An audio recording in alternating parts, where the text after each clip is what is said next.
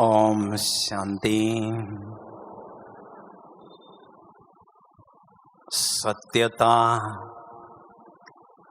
पवित्रता और दिव्यता। सत्यता की शक्ति सबसे महान शक्ति है। सत्यता सबको अच्छी लगती है। जैसे झूठे जेवर के भेंट में सच्चे जेवर सबको अच्छे लगते हैं, ऐसे जो सत्यवादी होते हैं उनको सभी प्यार करते हैं। झूठे व्यक्ति लोगों को अच्छे नहीं लगते हैं। इसलिए लोगों ने भावना में आकर कहा है, सत्य ही ईश्वर है और ईश्वर ही सत्य है। क्रिश्चियनिटी में तो गॉड इज ट्रूथ और ट्रूथ इज गॉड कह दिया है, क्योंकि सत्यता की शक्ति हमें सतयुग में ले जाती है, सचखंड में लेके जाती है। इसलिए जीवन में सत्यता अपनाना बहुत आवश्यक है। अभी मैं कुछ बातें आपके सामने रखना चाहता हूं, जिसको बुद्धि में रखने से हमारी सत्यता की शक्ति हमारी बढ़ती जाएगी। पहली बात, हम सभी बच्चे सत्यम शिवम सुंदरम बाप के बच्चे हैं। दुनिया में किसी का बाप बहुत ऊंचा होता है, पोजीशन वाला होता है, और बच्चा अगर साधारण काम करता है तो कहते हैं तुम्हारा बाप कितना ऊंचा और तुम्हारे ये कर्म। तो हमारा बाप जो है सत्यम शिवम सुंदरम अर्थात सत्यता के सागर, शिवम अर्थात कल्याण के सागर, सुंदरता के सागर, ऐसे बाप के हम सभी बच्चे हैं।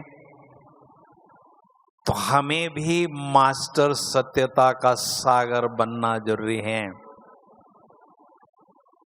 शेर का बच्चा शेर होता है, इसलिए हमें बाप जैसा सत्यवादी बनना है। दूसरी बात,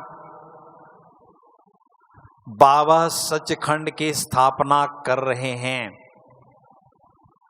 और जिन आत्माओं में सत्यता की शक्ति प्रचुर मात्रा में होगी,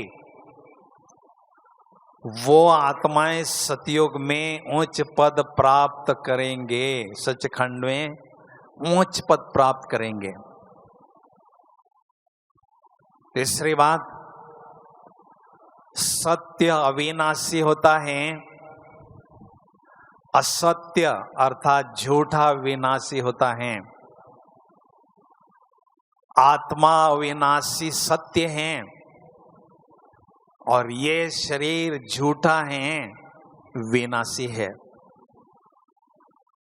इसलिए लोग कहते हैं झूठी काया झूठी माया झूठा सब संसार। जब हम झूठे स्वरूप में स्वयं को काया समझते आए तो ये सारा संसार ही झूठा बन गया। तो इसलिए हमें सत्य जो अविनाशी होता है उसको जीवन में अपनाना चाहिए। चौथी बात, कहते हैं सत्य की नाव हिलती है, डुलती है, लेकिन कभी डूबती नहीं है। क्योंकि जो सत्यवादी होते हैं उनके जीवन रूपी नैया का खेवैया स्वयं भगवान होता है। जिनको सत्यता अच्छी लगती है, ऐसे भगवान उनकी नैया का खेवैया होते हैं, तो उनकी नैया वो पार जरूर लगाते हैं, डूबने से बचाते हैं। पांचवी बात, सच तो बीठो नच। जो सत्यवादी होते हैं वो हमेशा तन मन से झूमते रहते हैं, नाचते रहते हैं, क्योंकि सत्यता वो हमें खुशी दिलाती है। झूठापन जो है हमारी खुशी को गायब करता है। अगर हम एक झूठ बोलते हैं तो उसको साबित करने के लिए अनेक झूठ बोलने पड़ते हैं, लेकिन सच तो बीठो नच। जो सत्यवादी होता है वो हमेशा मन उसका प्रसन्न होता है और वो खुशी में झूमता रहता है। इसलिए हमें सत्यता को जीवन में अपनाना जरूरी है। छठवीं बात है, सत्यता को अपने आप सिद्ध होने का वरदान होता है। ब्रह्मा बाबा ने जब यज्ञ की स्थापना की, बातें अनेक आई, लेकिन समय जैसा जैसा बीतता गया सत्य अपने आप सिद्ध होता गया। इसलिए कहते हैं सत्य के सूर्य को झूठ के बादल छिपा नहीं सकते हैं, ढक नहीं सकते हैं। वो सत्य आज नहीं कल सिद्ध होता ही है। सातवीं बात, सत्यता हमें परमात्मा के समीप लाती है, क्योंकि हम जब सत्य स्वरूप में टिकते हैं, स्वयं को आत्मा समझते हैं, तो हमें बाबा की याद सहज आती है और बाबा से समीपता की अनुभूति हमें होती है। सत्यम शिवम सुंदरम के समीप हम पहुंचते हैं। इसलिए सत्यता को अपनाने में बहुत फायदा है। आठवीं बात, सच्चे दिल पर साहब राजी। जो सच्चाइयों को अपनाते हैं वो ऊपर वाले साहब के दिल पर चढ़ते हैं। हम देखते हैं हमारी सभा में भोली भोली माताएं हैं, गांव की माताएं हैं, पढ़ी लिखी भी नहीं कोई होगी, लेकिन उनके दिल में सच्चाई है। इसलिए उन भोलानाथ भगवान ने भी उनको अपना बना लिया है। ऐसे भोलो बच्चों पर वो भगवान फिदा होता है। तो एक बार तालियां बजाओ जरा हमारी माताओं के लिए। दुनिया वाले कहते हैं माताएं बहुत भोली होती हैं, उनको कभी भी घर का भेद नहीं बताना चाहिए। वो घर का भेद बताने से फट से पड़ोसी के पास जाते हैं और सारा भेद खोल देते हैं, माताओं को बदनाम करते हैं। भगवान ने कलश माताओं को दिया है ज्ञान का, भाइयों को नहीं दिया है। भाई, माताओं को भगवान ने ज्ञान का कलश दिया है। किस विशेषता के आधार पर? अंदर बाहर एक होती है, साफ दिल वाली होती है, सच्चे दिल वाली होते हैं, दोहरा व्यक्तित्व उनका नहीं होता है। दूसरी बात, बाबा के लिए कहते हैं एक तू साचा, साचा तेरा नाम। एक ही बाबा जो है वो सत्य है, साचा है, उनका नाम भी साचा है। हमारा नाम कुछ होगा लेकिन उसके जैसे गुण हमारे में नहीं होते हैं, लेकिन भगवान का जैसा नाम है वैसे उनमें विशेषताएं हैं, गुण हैं। इसलिए सत्यता को अपनाना बहुत जरूरी है। सत्यता की शक्ति को बढ़ाने के लिए हमें अपने सत्य स्वरूप को देखना जरूरी है, और जो भी हमारे सामने आता है उसके भ्रुकुटी में आत्मा सत्य स्वरूप देखने का अभ्यास बढ़ाना है। पहला कदम ये है। दूसरा कदम है हमारा मन में भी सत्यता हो, मन में भी हमें सकारात्मक और शक्तिशाली, जो ओरिजिनल मन हमारा शुद्ध और शक्तिशाली होता है, वो हमेशा ऐसे शुद्ध और शक्तिशाली संकल्पों की रचना करती है। जब मन में असत्यता आती है द्वापर युग से, तो मन में व्यर्थ संकल्प और नकारात्मक संकल्प क्रिएट होने लगते हैं। तो मन में भी हमें सत्यता को अपनाना है, बोल में भी हमें सत्यता को अपनाना है। सत्य हम बोल रहे हैं या झूठ बोल रहे हैं, सामने वाला व्यक्ति हमारे आंखों में स्पष्ट देख सकता है, क्योंकि बोलते समय उसके वाइब्रेशन, उसके हाव भाव नैनों में स्पष्ट दिखाई देते हैं। कितनी सच्चाई से हम बोल रहे हैं, सामने वाला व्यक्ति हमें परख लेता है। तो बोल में भी हमारे सत्यता हो, कर्मों में भी सत्यता हो।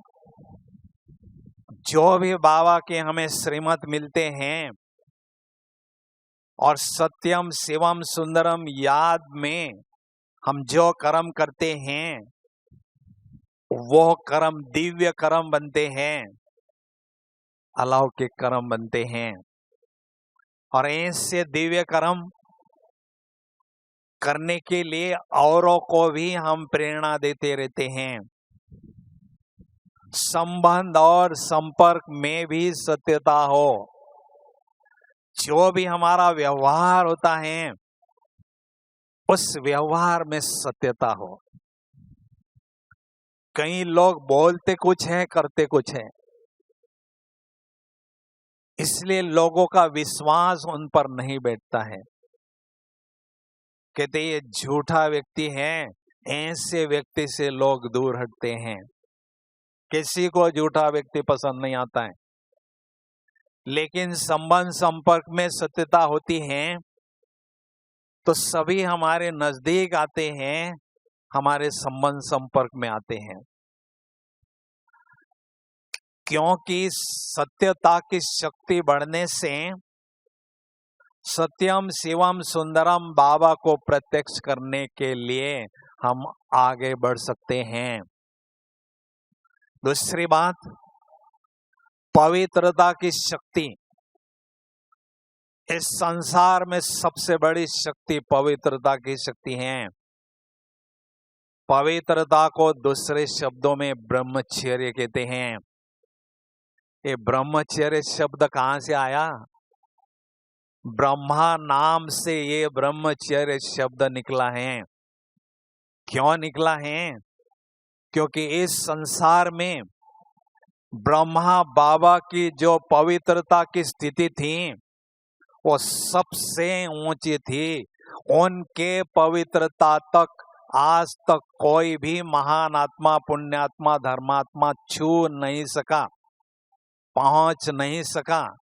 इतनी ऊंची स्थिति ब्रह्मा बाबा की थी, इसलिए पवित्रता का नाम ही ब्रह्मचर्य पड़ गया।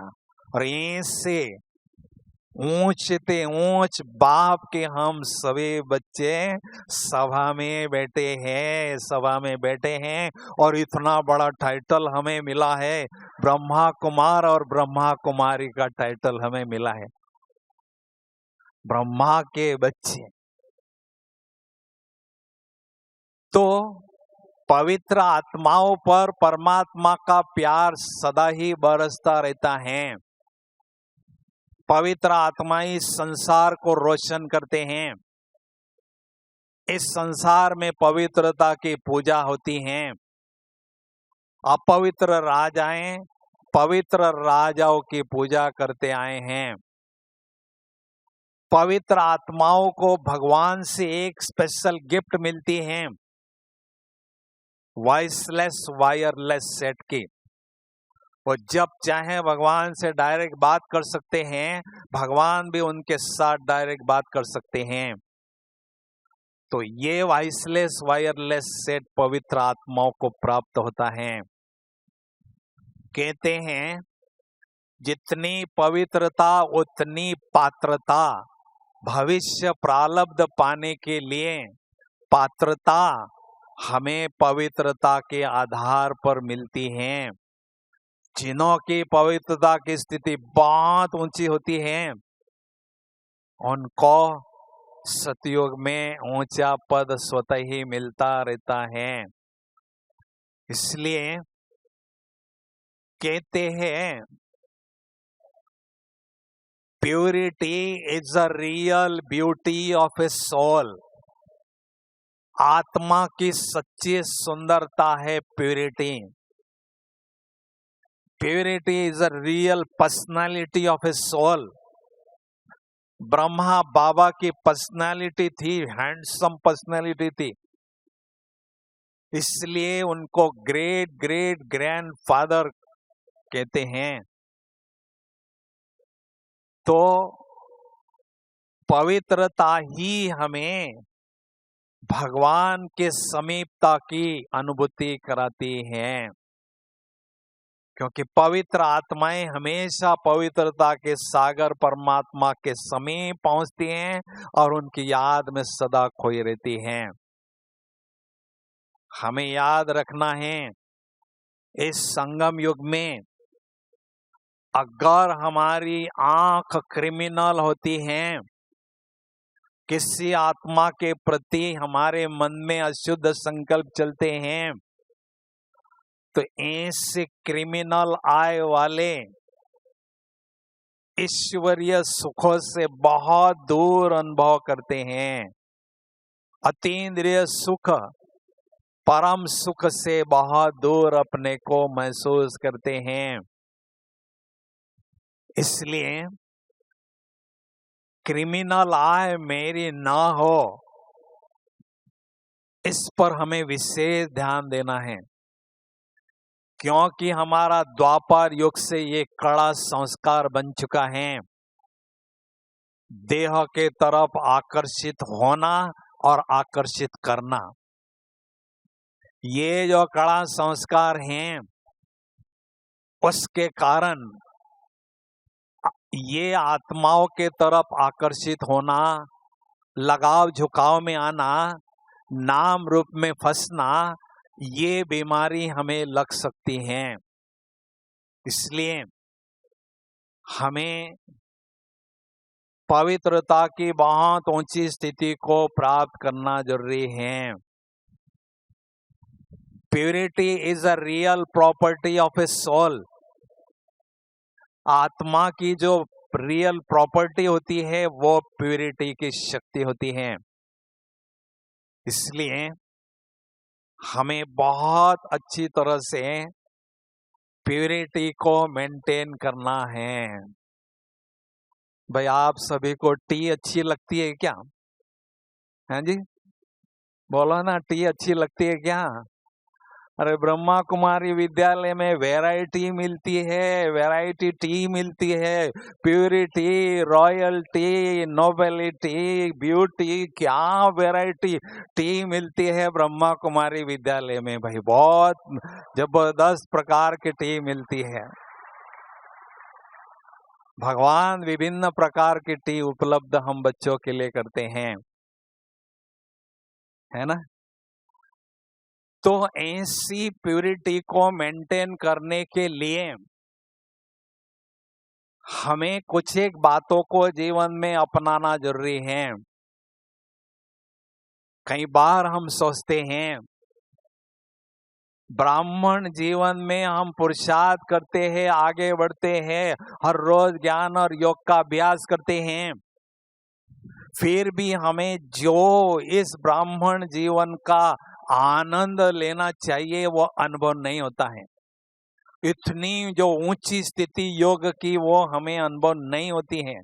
मौजों का युग हमें नहीं अनुभव होता है, जबकि हर रोज ज्ञान और योग की पालना हम करते हैं, बाबा से लेते हैं। भाई उसका कारण क्या हो सकता है बताइए? हाँ जी, उसका कारण एक है, चलते चलते अगर हमारे मन में किसी के प्रति अपवित्र संकल्प चल पड़ता है, एक भी अपवित्र संकल्प चलता है, उससे बड़े भारी नुकसान 4 हमें होते हैं। लेकिन उस नुकसान को हम ध्यान नहीं देते हैं और शिकायत करते रहते हैं, मेरा योग नहीं लगता है, मुझे खुशी नहीं होती है, मैं उन्नति अनुभव नहीं कर रहा हूं। 4 कौन से नुकसान होते हैं? एक भी अपवित्र संकल्प चलता है तो उस अपवित्र संकल्प से आत्मा की बहुत ऊर्जा नष्ट होती है, ये पहला नुकसान। दूसरा नुकसान, वो अपवित्र संकल्प रूपी पत्थर हम उस आत्मा को मारते हैं, उस आत्मा की स्थिति नीचे आती है, वो दूसरा नुकसान, मेरे कारण उस आत्मा की स्थिति नीचे आई। तीसरा नुकसान है, बाबा कहते हैं संगम युग में किसी के प्रति अपवित्र संकल्प चलना ये महा पाप है ब्राह्मण बनने के बाद। तो ऐसे अशुद्ध संकल्पों के द्वारा हमारे सिर पर पापों का बोझा बढ़ता जाता है।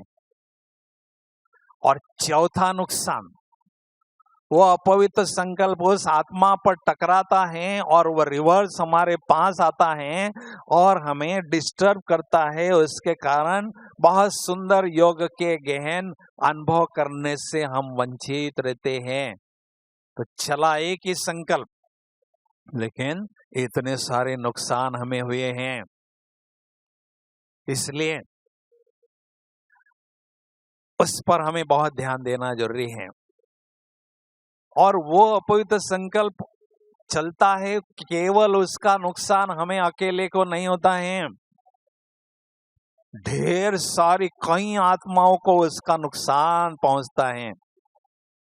क्योंकि बाबा कहते हैं आप कल्प वृक्ष के तने में हैं बैठे, हमारे मन में अगर अशुद्ध संकल्प चलता है तो ये कल्प वृक्ष के जो सभी आत्माओं रूपी पत्ते हैं उन्हों को हम अशुद्ध भोजन खिलाते हैं, उनको हम कमजोर बनाते हैं।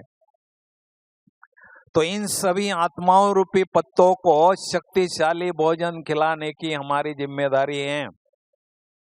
हम सभी पूर्वज आत्माएं बैठे हैं, इसलिए पवित्रता का महत्व हमें समझना है और उसको जीवन में अच्छी तरह से धारण करना है।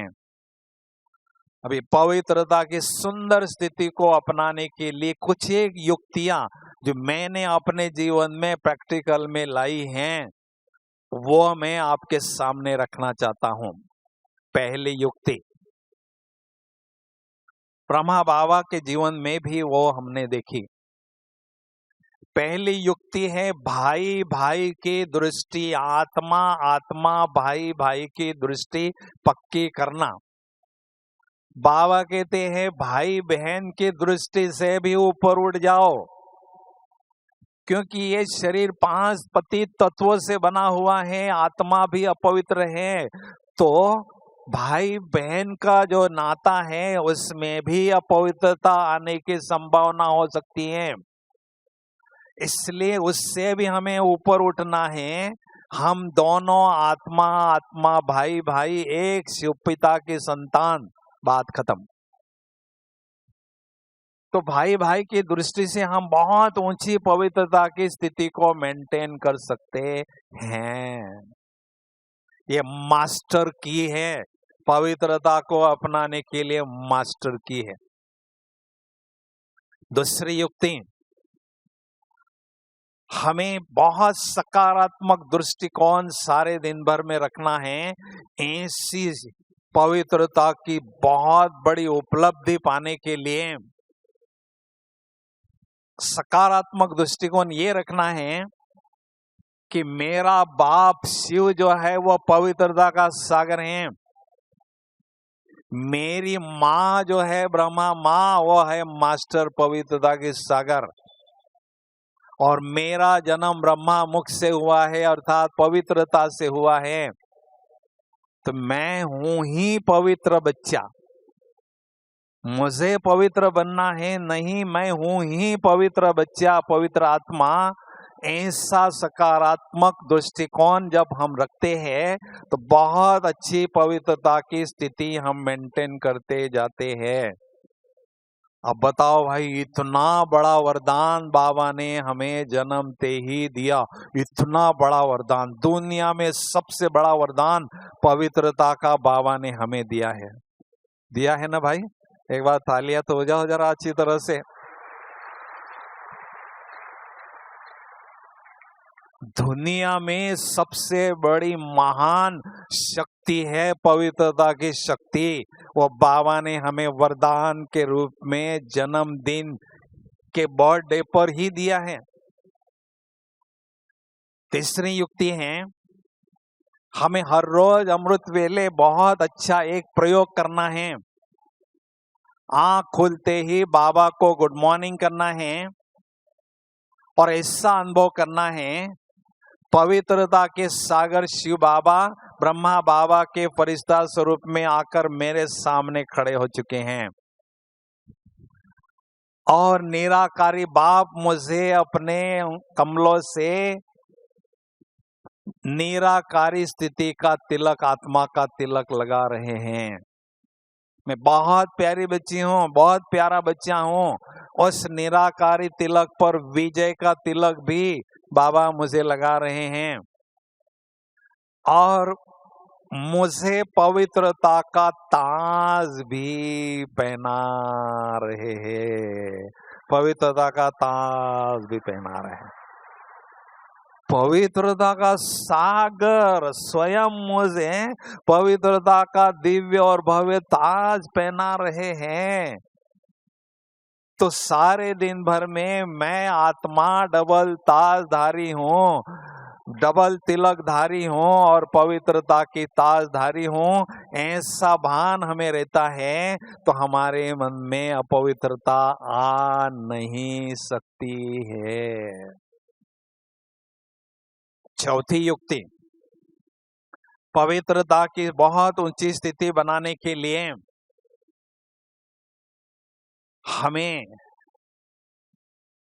ब्रह्मा बाबा को सामने रखना है, क्योंकि गृहस्थी में रहने वाले कहते हैं भाई कुमार और कुमारियों को तो पवित्रता अपनाना बहुत सहज बात है, लेकिन ब्रह्मा बाबा गृहस्थी थे।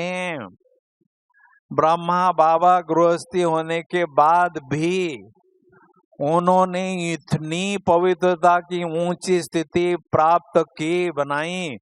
मधुबन में पवित्रता के स्तंभ के रूप में बाबा अभी भी खड़े दिखाई देते हैं, शांति स्तंभ, पवित्रता के स्तंभ के रूप में।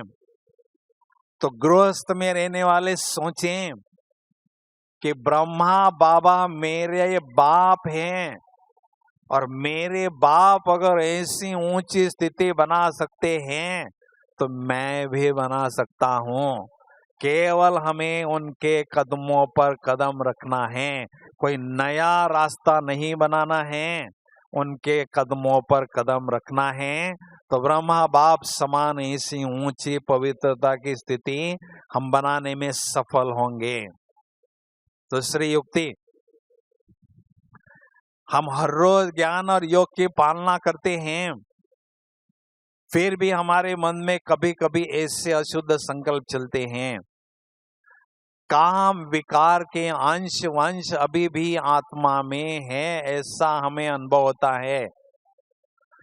उसको जड़ से उखाड़ कर फेंकने के लिए हमें ज्वाला स्वरूप योगाभ्यास को बढ़ाना जरूरी है, क्योंकि मोटे रूप से हमने काम विकार को तो जीत लिया, लेकिन काम विकार के या जो भी विकार हैं उनके सूक्ष्म अंश आत्मा में हैं, खाद है, अलय है, उसको खत्म करना है।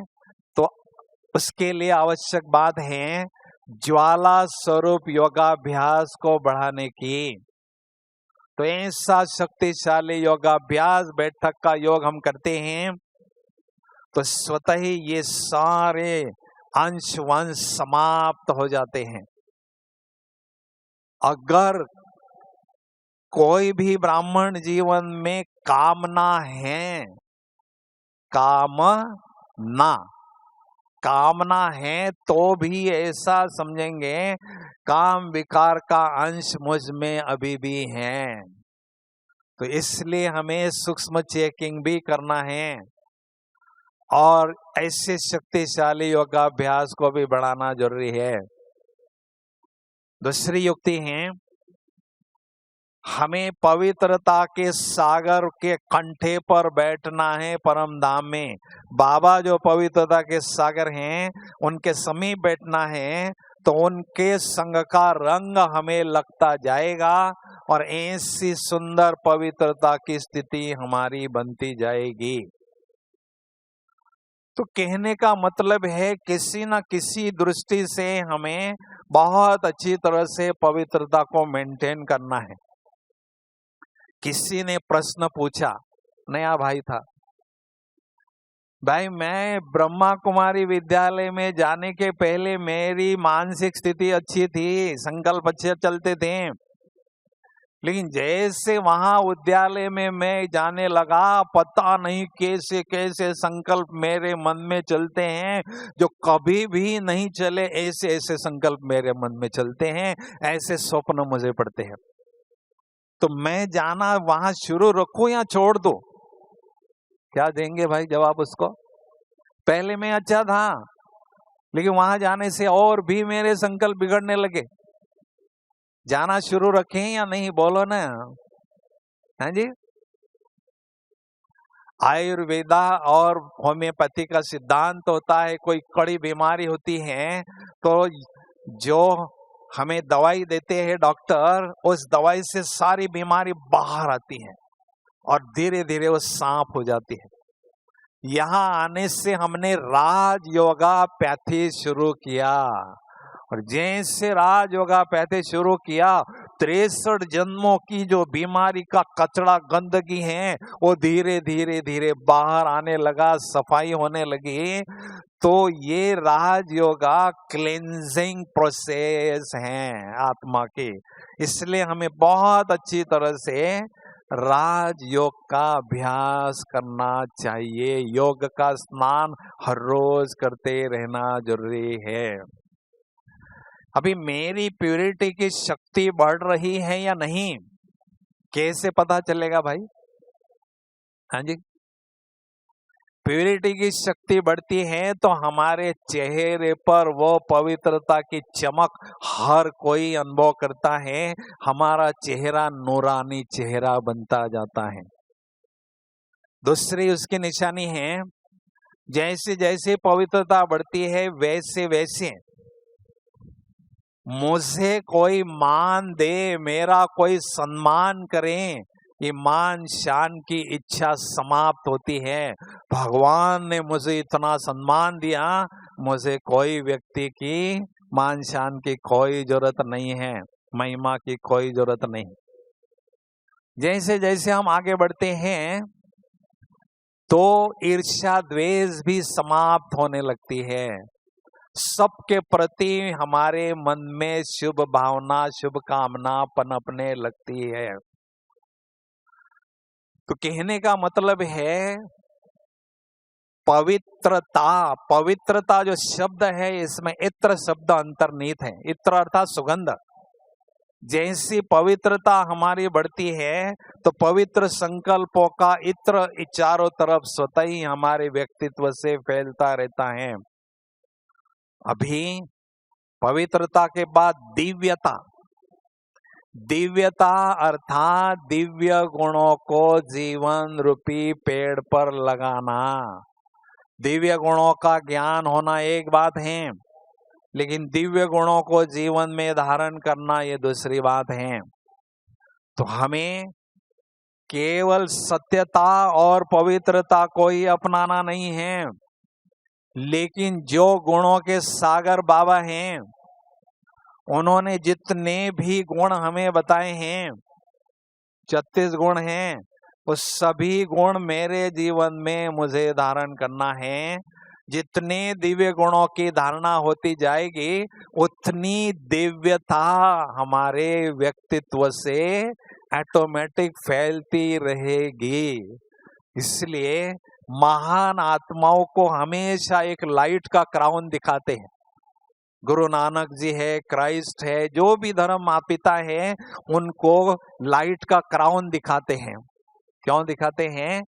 क्योंकि ऐसे महान आत्माओं से हमेशा पवित्रता की सुगंध, पवित्रता की इत्र चारों तरफ सतही फैलती रहती है, इसलिए उनको वो ताज दिखाते हैं। तो जैसा जैसा हम दिव्य गुणों से संपन्न बनते जाते हैं, वैसे वैसे दिव्यता की शक्ति बढ़ती जाती है। क्योंकि हमें आगे चलकर चलन और चेहरे से बहुत सेवा करनी होगी। क्योंकि लोग अभी ज्ञान सुनना नहीं चाहते हैं और सुन सुन के थक चुके हैं। वो ज्ञान हमारे जीवन में प्रत्यक्ष रूप में देखना चाहते हैं। तो जितनी दिव्य गुणों को धारण करते जाएंगे उतनी दिव्यता हमारे चलन और चेहरे पर स्पष्ट दिखाई देगी और उसके द्वारा हमें बहुत सेवा करनी होगी। बाबा के प्रत्यक्षता के महान कार्य में हमें मददगार बनना होगा। इस तरह से हमें बनना होगा, क्योंकि ये सेवा की स्टेप्स है। हमने कर्मणा वाचा के द्वारा बहुत सेवा की, उसके बाद दूसरी स्टेज है चलन और चेहरे के द्वारा सेवा करना, उसके बाद है मनसा सेवा करना, बेहद की सेवा करना। तो ये सेवा करने की स्टेप्स है, इन सब को हमने अपने जीवन में अपनाना होगा। अभी हम 15 मिनट के लिए बहुत पावरफुल योग की अनुभूति करना चाहते हैं। करना चाहते हैं भाई, बोलो। आप इतना दूर से आए हैं, अपने स्थान से बाबा के घर में आए हैं। बाबा बच्चों की खातिरी करते हैं। कैसी खातिरी करते हैं भाई? खिला पिलाने की तो खातिरी जरूर करते हैं, लेकिन उसके साथ भी बहुत सुंदर गहन अलौकिक अनुभव गिफ्ट में देने की खातिरी भी बाबा बच्चों की करते हैं। इसलिए योग में बहुत सुंदर अनुभव होना ये भी बाबा की खातिरी है। करना चाहते सभी? तो सभी एक बार जोर से तालियां बजाएंगे।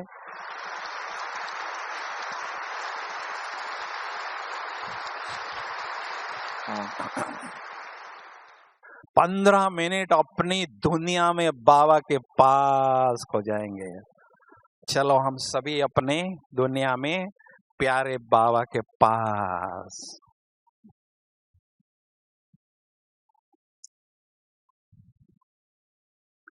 ओम शांति।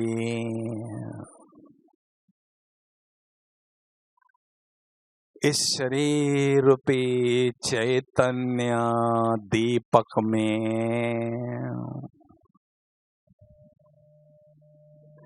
मैं आत्मा रूपी चैतन्य ज्योति विराजमान हूँ।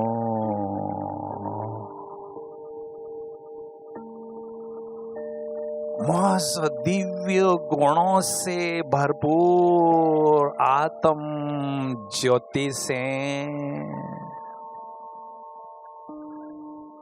दिव्यता का प्रकाश, दिव्यता की रोशनी चारों ओर फैल रही है। उस आत्मा रूपी चैतन्य ज्योति के चहुओर सुंदर आभा मंडल अनुभव हो रहा है। भगवान की नजरों में आई हुई मैं भाग्यवान आत्म ज्योति हूँ। सारे संसार को भाग्य बांटने वाले भगवान हर रोज मेरे भाग्य के गीत मुरली में गाते ही रहते हैं। मुझे अपने भाग्य पर नाज है।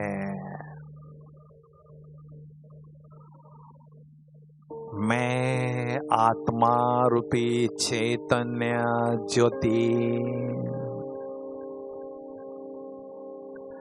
इस देह रूपी चैतन्य दीपक से न्यारी होकर बुद्धि बल से दिव्य ज्योति धाम की ओर उड़ती हुई जा रही हूँ, जा रही हूँ। इस सृष्टि के गोले से पार, पांच तत्वों से भी पार उड़ती हुई जा रही हूँ, जा रही हूँ। ओहो, फरिश्तों की दुनिया में पहुंच चुकी हूँ, जहाँ चारों ओर सफेद ही सफेद दिव्य प्रकाश प्रकाश है। पवित्रता ही पवित्रता है। मुझ आत्म ज्योति ने दिव्य प्रकाश पुंज की चमकीली फरिश्ता स्वरूप की ड्रेस धारण कर ली है और फरिश्तों के महाराजा प्यारे ब्रह्मा बाबा अपने संपूर्ण फरिश्ता स्वरूप में मेरे समक्ष विराजमान हैं। मेरे अति प्यारे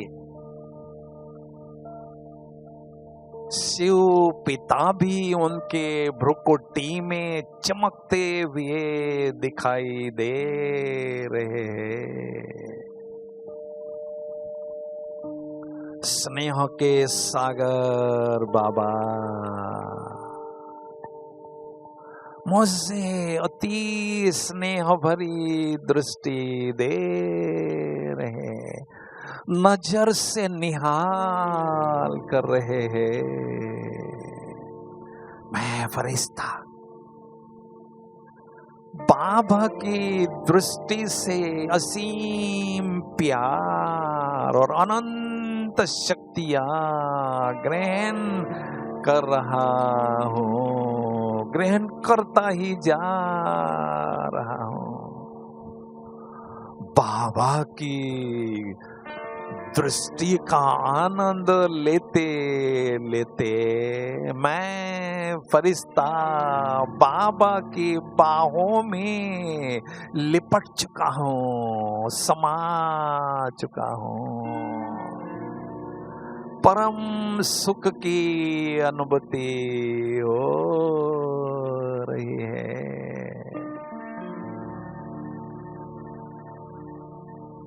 बाबा के नैनों में स्नेह के मोती चमक रहे हैं। सिकिलदे बच्चे हैं, मैं बेहद खुश हूँ। मैंने अपना खोया हुआ लाल 5000 वर्षों बाद पाया है। मैं बेहद खुश हूँ। लाडले बच्चे, इस फरिश्तों की दुनिया में सदा आपका स्वागत है। जब भी चाहो, जिस भी संबंध की अनुभूति मुझसे करना चाहो, करते रहो। स्वयं को परमात्म प्यार से भरपूर करते रहो। सचमुच मैं आत्मा कितनी नसीबवान हूँ जो डायरेक्ट भगवान के साथ कभी बाप के रूप में, तो कभी माँ के रूप में, तो कभी बच्चे के रूप में, तो कभी साजन के रूप में संबंध अनुभव करके स्वयं को परमात्म प्यार से भरपूर कर रही हूँ। क्या कहने मेरे भाग्य का, मेरा भाग्य बुलंदियों पर है। फरिश्ता स्वरूप की चमकीली ड्रेस को छोड़कर मैं आत्म ज्योति बुद्धि बल से दिव्य ज्योति धाम की ओर उड़ती हुई जा रही हूँ, जा रही। ओहो, दिव्य ज्योति धाम में पहुंच गई हूँ, जहाँ चारों ओर सुनहरी लाल ही लाल दिव्य प्रकाश प्रकाश है। शांति ही शांति, परम शांति है। कितना प्यारा है यह मेरा स्वीट साइलेंस हो।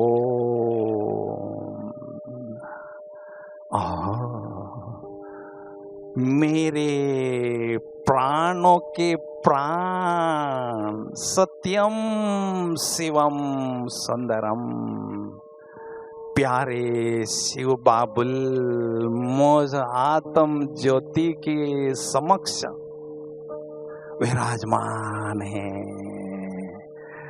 मेरे प्यारे बाबा सत्यता के सागर है, पवित्रता के सागर है, दिव्यता के सागर है, शक्तियों के सागर है। ज्ञान सूर्य शिव पिता से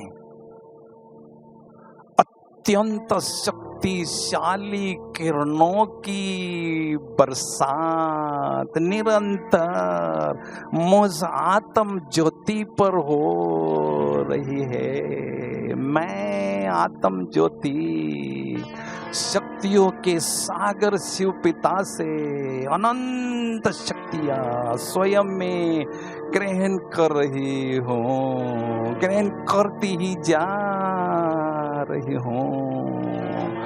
योग की प्रखर अग्नि में मेरे पूर्व जन्मों के पाप भस्म हो रहे हैं। मैं आत्मा दिव्यता से भरपूर अनुभव कर रही हूँ। इतने विशाल परम धाम में मैं आत्म ज्योति महाज्योति परम ज्योति शिव पिता से महामिलन का आनंद ले रही हूँ। वाह रे मैं, वाह मेरे बाबा, वाह मेरा भाग्य। शक्तियों से भरपूर आत्मा, दिव्यता से भरपूर आत्मा, पुनः निराकारी दुनिया से बुद्धि बल से वाया सूक्ष्म वतन साकारी दुनिया की ओर आ रही हूँ। और इस शरीर रूपी चैतन्य दीपक में मैं आत्म ज्योति विराजमान हो चुके हूँ।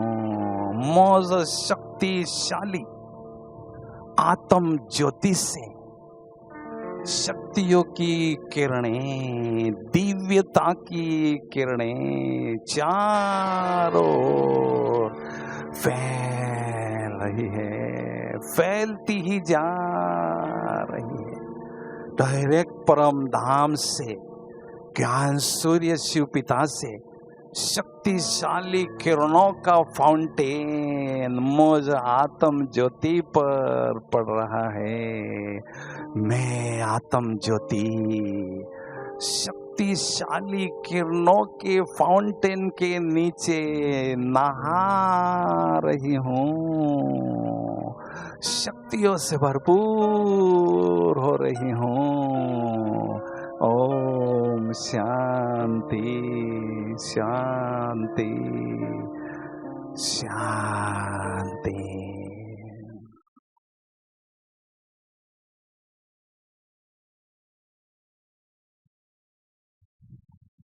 ओम शांति।